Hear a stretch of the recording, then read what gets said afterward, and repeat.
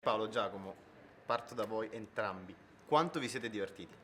Con lui L'ho lo messo volevo anche a dura ammazzare un prova. minuto sì e l'altro pure. E anche per cui pure, sì. non Però è- ogni tanto ride, ogni tanto si arrabbia.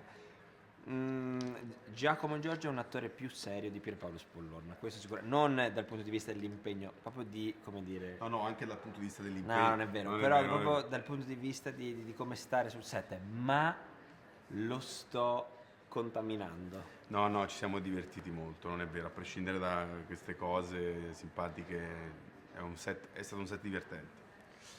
Per te era, diciamo, arrivavi da... volevo chiederti cosa hai trovato, che set hai trovato per questa nuova avventura che hai fatto.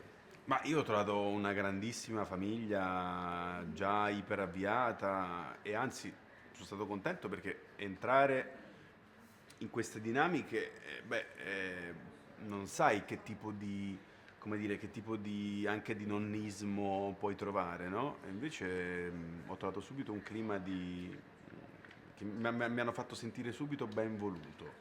Noi ci abbiamo provato col nonnismo, ma niente, lui non l'ha recepito. Ma noi come intenzione volevamo. C'erano le premesse. C'erano le premesse, è che lui proprio è talmente forte di spirito che l'ha superato. Ma come ve lo spiegate il grande successo di Doc voi? A questo va più lui perché io sono appena arrivato. Ti ringrazio. Ma dunque, è una storia secondo me che al di là del fatto di parlare di quello che è l'ambito medico ospedaliero, che è un ambito che interessa a tutte le persone, per tutti c'è la curiosità di sapere che cosa succede dietro le quinte dell'ospedale, qual è la vita dei medici, che cosa fanno, perché sono considerati realmente, insomma è una figura importantissima, sono i santoni. ehm, ma c'è un elemento in più che è quello della perdita della memoria. La perdita della memoria, nel nostro caso, insomma, in doc, è un elemento, per me, ad esempio, una delle mie più grandi paure.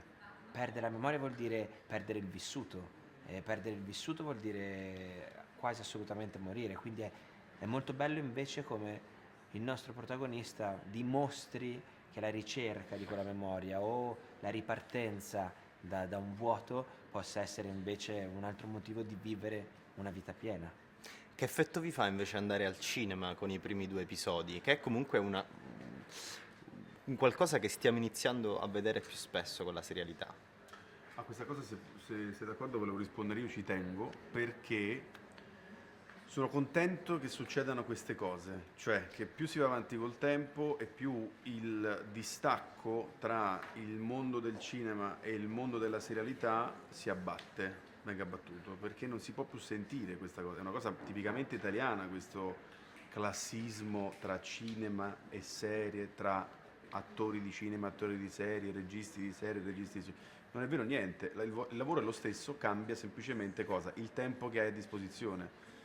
Tutto qua, per cui è chiaro che se tu fai una roba in 5 mesi e giri 2 scene al giorno, certo, probabilmente qualitativamente parlando ci puoi dedicare più attenzione piuttosto che fare una roba in 6 mesi con 9 scene al giorno.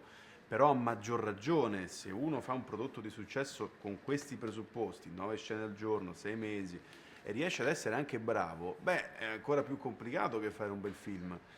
Ti faccio un esempio, True Detective è una brutta, è meno di un film? È un capolavoro assoluto, per questo dico, sono contento che in Italia più si va avanti, più si abbatte questa differenza. Penso alla serie di Bellocchio che ha fatto appunto il cinema e poi Netflix, penso a queste cose qua.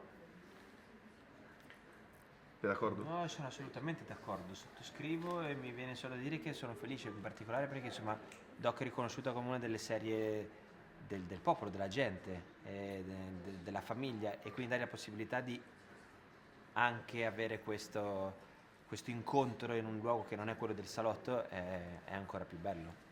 Grazie mille. A te.